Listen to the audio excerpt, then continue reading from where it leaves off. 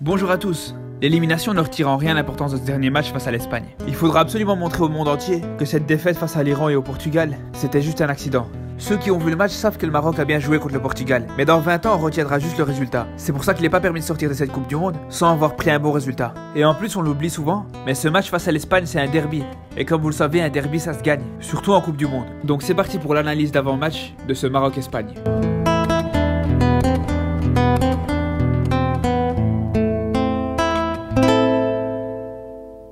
Pour les points forts de l'Espagne, je pense que si on commence à les énumérer tous, la vidéo durera 1h30. Mais en résumé, l'équipe d'Espagne, on le sait tous, c'est le grand favori de la compétition. Et à juste titre, ils ont une équipe complète, avec des joueurs qui se connaissent très bien entre eux, et des talents énormes. Ils comptent dans leur rang certains joueurs qui sont les meilleurs du monde à leur poste. C'est le cas de Ramos, De Gea, Busquets, Iniesta, ou voire même Jordi Alba. D'ailleurs, je pense que c'est pas un hasard si les clubs espagnols dominent l'Europe depuis 5 ans. Mais pour moi, la plus grosse force de cette équipe d'Espagne, c'est que contrairement à d'autres grandes nations, la Roja n'a pas juste une somme d'individualité. Elle dispose d'un vrai collectif. L'ensemble des joueurs se connaissent très bien, comme ils ont l'habitude de jouer ensemble ou l'un contre l'autre. Bon, on va quand même creuser pour chercher quelques points faibles pour cette équipe. Je pense que la plus grosse faiblesse de cette équipe nationale, c'est sa force. Tout simplement parce que l'Espagne est clairement annoncée comme favori de cette compétition, et comme vous le savez, ce statut de favori n'est jamais bon. Parce que ça peut engendrer un excès de confiance de la part des joueurs de cette équipe, mais surtout parce que ça va provoquer une prudence extrême de l'équipe adverse. Quand une petite équipe joue contre le favori de la compétition, elle donne sa vie sur le terrain. Une autre chose à prendre en compte, c'est leur sélectionneur. Pour moi, c'est le moins bon sélectionneur de ce groupe B. En tout cas, pour son expérience et son palmarès, il est nettement inférieur. C'est sa première compétition majeure avec une sélection, alors que pour rappel, Renard a gagné 2 Coupes d'Afrique, Santos a gagné l'Euro 2016 et Quilleros joue sa 3e Coupe du Monde consécutive. Ensuite, je voulais vous parler de Diego Costa.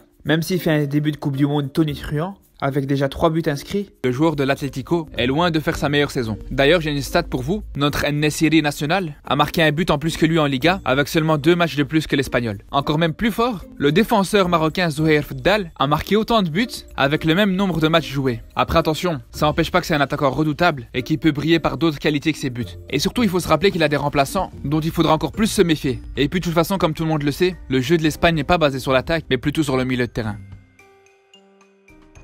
Ça va être un match hyper difficile, mais tout reste possible. Je pense que la chance du Maroc, c'est qu'il soit efficace dans les coups de pied arrêtés offensifs. Donc pour moi, ce genre de phase, c'est l'une des seules chances d'ouvrir le score. Donc offensivement, je pense qu'il faudra tout miser là-dessus. Et puis défensivement, il faudra se méfier des dribbles d'Isco, des passes tranchantes d'Iniesta, de la patte gauche d'Asensio ou encore de la vitesse de Jordi Alba. Une fois qu'on a fait tout ça, il nous reste plus qu'à prier. Donc j'insiste, même si ça va être un match difficile, il n'est pas question de se faire humilier. Ça reste nos voisins du Nord, et comme vous le savez, sans rentrer dans les détails, il y a une rivalité historique entre les deux pays. Après, c'est pas pour autant qu'il faudra rentrer dans une guerre sur le terrain, même si on sait qu'il y aura beaucoup de provocations de la part de Diego Costa, qui a l'habitude de jouer des bras avec les défenseurs. Donc il faudra que le Maroc joue son football, et qu'il rentre pas dans le jeu de l'attaquant espagnol, sinon c'est lui qui aura gagné. Voilà, merci d'avoir regardé cette vidéo. On se retrouve bien sûr pour l'analyse d'après le match, alors abonnez-vous si c'est pas encore fait. Sur ce, Hadil Bidaya, Mezel Mezel.